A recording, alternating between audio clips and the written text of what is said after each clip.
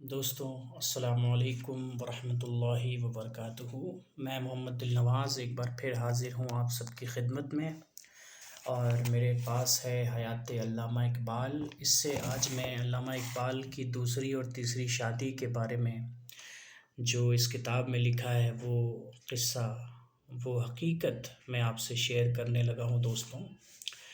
دوسری اور تیسری شادی کے عنوان سے یہ ہے: دوستوں کی کوشش سے 1913 میں ڈاکٹر اقبال کا نکاح موچی دروازہ کے ایک معزز کشمیری خاندان کی لڑکی سردار بیگم سے ہوا، جو کٹوریا گرلز ہائی اسکول لاہور میں پڑھتی تھی۔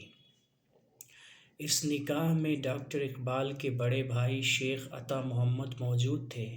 ابھی رخصتی نہ ہوئی تھی کہ اس لڑکی کے بارے میں نامناسب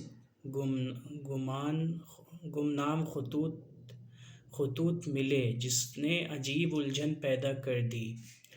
ایک بیوی سے نباہ نہ ہو سکا، دوسری کے بارے میں شبہ پیدا ہو گیا۔ اقبال بڑی ذہنی پریشانی میں مبتلا تھے کہ ڈاکٹر اقبال کے ایک دوست سید بشیر حیدر لدھیانے کے ایک مشہور دولت مند خاندان نولکھا کی ایک لڑکی کا رشتہ لے کر آئے۔ یہ رشتہ طے ہو گیا۔ ڈاکٹر اقبال شادی کے لیے لدھیانہ روانہ ہوئے۔ باراتیوں میں دوسرے معززین کے علاوہ مرزا جلال الدین، بیرسٹر چودھری سر شہاب الدین اور ڈاکٹر اقبال کے بڑے بھائی شیخ عطا محمد بھی شامل تھے۔ لڑکی والوں نے بارات کا بڑی ٹھاٹ باٹ سے استقبال کیا۔ ڈاکٹر علامہ محمد اقبال کی تیسری بیوی کا نام ممتاز بیگم تھا۔ اس شادی کے چند روز بعد دسمبر 1914 میں ڈاکٹر اقبال کی پہلی بیوی بھی گجرات سے لاہور آ گئیں۔ دونوں انارکلی والے گھر میں ڈاکٹر علامہ محمد اقبال کے ساتھ رہنے لگیں۔ اسی اثنا میں آپ کی دوسری بیوی سردار بیگم کا ایک خط علامہ اقبال کو موصول ہوا، جس میں اس بات پر اظہار افسوس کیا گیا تھا کہ علامہ اقبال نے ایک بہتان پر یقین کر لیا، اور ساتھ ہی یہ لکھ دیا: میرا نکاح آپ سے ہو چکا ہے، میرا نکاح آپ سے ہو چکا ہے، اب میں دوسرے نکاح کا تصور بھی نہیں کر سکتی۔ اسی حالت میں پوری زندگی گزار دوں گی اور قیامت کے دن آپ کے دامن گیر ہوں گی۔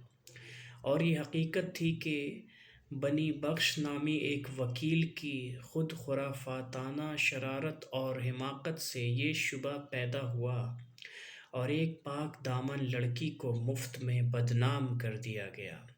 خود علامہ اقبال کے والد شیخ نور محمد نے استخارہ کیا تو بتایا کہ لڑکی پاک باز ہے، پاک دامن ہے، نیک صفت ہے۔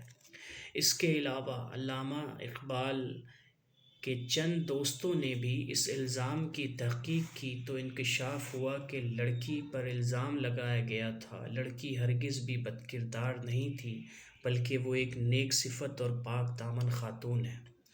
ان حالات میں علامہ اس کو گھر میں لے آئے۔ چونکہ دل میں اس کو طلاق دینے کا ارادہ کر چکے تھے تو لہٰذا دوسری بار پھر اس لڑکی سے نکاح کیا۔ تو دوستوں، یہ تھی علامہ اقبال کی دوسری اور تیسری شادی، جو میں نے آپ کو حیات علامہ اقبال جو آغا اشرف صاحب نے یہ کتاب لکھی ہے اس سے میں نے آپ لوگوں کو پیش کی۔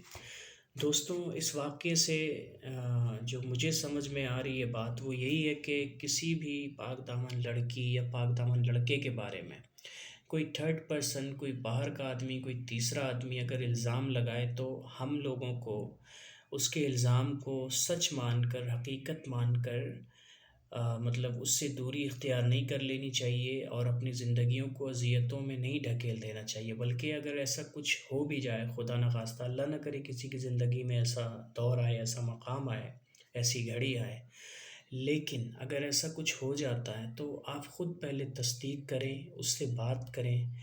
اگر ایسا کچھ نہیں ہے تو پلیز اس کو اس چیز کی سزا مت دیں، خود کو بھی اس چیز کی سزا مت دیں اور اس کو دل سے اپنا لیں۔